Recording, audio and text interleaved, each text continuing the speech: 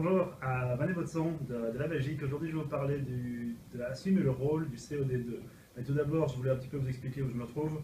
Aujourd'hui, c'est le TFO de James O'Grady et de Simon Murphy. Tout ce qui va toucher à The Film Organization. Donc, c'est un gros meeting, quelque chose d'assez sympathique. Et aujourd'hui, je vais vous parler d'un petit peu assumer le rôle à l'étape numéro 2. Donc, pour moi, assumer le rôle, premièrement, ça va passer par plusieurs choses. Ça va passer par, la première chose, penser, agir comme si vous étiez déjà à l'étape suivante. C'est-à-dire que l'étape suivante, c'est quoi? C'est l'étape qui va toucher à tout ce qui est le leadership. Assumer le rôle à l'étape numéro 2, ça va passer premièrement par tout ce qui est les ventes. Premier point, les ventes. Donc si vous assumez le rôle en tant que vendeur, j'ai envie de dire, en tant que salesman, vous allez pouvoir assumer le rôle par la suite en tant que leadership, dans le leadership. Parce que l'intérêt là-dedans, c'est quoi? C'est de pouvoir par la suite, si vous le souhaitez évidemment, passer à l'étape suivante, prendre des responsabilités. La responsabilité, ça vient comment? En étant évidemment en profit. Ça, c'est la première chose. C'est le premier point que je voulais développer, c'est tout ce qui va toucher à la vente. C'est le premier point à pouvoir développer. Si on est capable de faire de la vente, on est capable par la suite de pouvoir l'enseigner à une autre personne. Et si on est capable de l'enseigner à une autre personne, qu'est-ce qui se passe? On a pris des responsabilités, on est en train d'assumer le rôle suivant. Le point suivant, c'était agir comme si on était cette personne déjà. C'est-à-dire avoir l'image de cette personne, avoir l'attitude, avoir les paroles qui vont avec, avoir tout ce qui va tourner autour de « je suis déjà la personne que j'ai envie d'être dans les prochaines semaines ». Un point extrêmement important que j'aime bien développer aussi, c'est toujours faire ce pourcent en plus, le 1%. Ce qui permet aux personnes chaque jour de faire quelque chose de nouveau, de sortir de leur zone de confiance et de se dire ok, j'ai fait quelque chose de nouveau et chaque jour je suis une nouvelle personne, j'ai pu augmenter mes compétences, mes capacités à faire une nouvelle chose. C'est quelque chose d'extrêmement important pour moi. Chaque jour je veux apprendre quelque chose de nouveau. Il y a un petit point sur Wikipédia, je sais que ce n'est pas la référence, mais chaque jour je clique sur un lien Wikipédia qui me donne une nouvelle page que je lis, j'apprends quelque chose de nouveau. Et c'est un petit pourcent en plus que j'aime apprendre quelque chose de nouveau.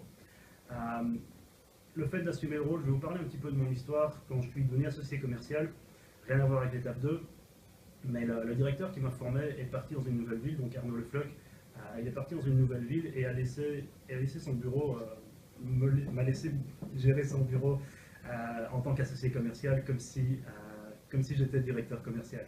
Donc ce qui s'est passé, c'est qu'il y a quelqu'un qui va rentrer, donc il va prendre ça peut-être un petit peu de bruit, mais je vais continuer.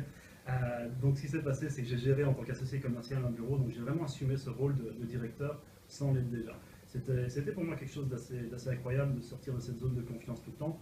Et je pense qu'à chaque niveau, peu importe que ce soit l'étape 1, l'étape 2, l'étape 3, etc., si on sort de cette zone de confiance, ça nous permet vraiment de pouvoir assumer ce rôle. Quelque chose de super important aussi, c'est comment le faire. On va utiliser le GRASP, quelque chose pour moi qui est super important, c'est-à-dire de passer du temps avec les bonnes personnes, les personnes qui correspondent déjà à l'étape à laquelle on veut se trouver. Prendre des responsabilités qui ne correspondent peut-être pas encore à l'étape à laquelle on est, responsibility, donc c'est le deuxième point.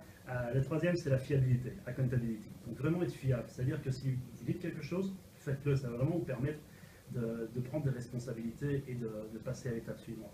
La suite, c'est le système. Utiliser le système, ça va vous permettre très facilement de passer les étapes et d'assumer ce rôle dans lequel vous êtes actuellement et surtout lequel vous voulez avoir. Et le dernier point, ça va être le profit. Être en profit, ça permet quoi? Ça permet vraiment aux personnes de voir où l'on va et comment on y va et surtout de pouvoir montrer l'exemple. Si vous êtes en profit, qu'est-ce qui se passe? Les gens vont avoir envie de faire la même chose que vous. Ça va leur permettre d'avoir le même lifestyle que vous, de vivre de la même façon que vous et c'est vraiment quelque chose qui va attirer les personnes. Donc à l'étape numéro 2, quelles vont être les clés?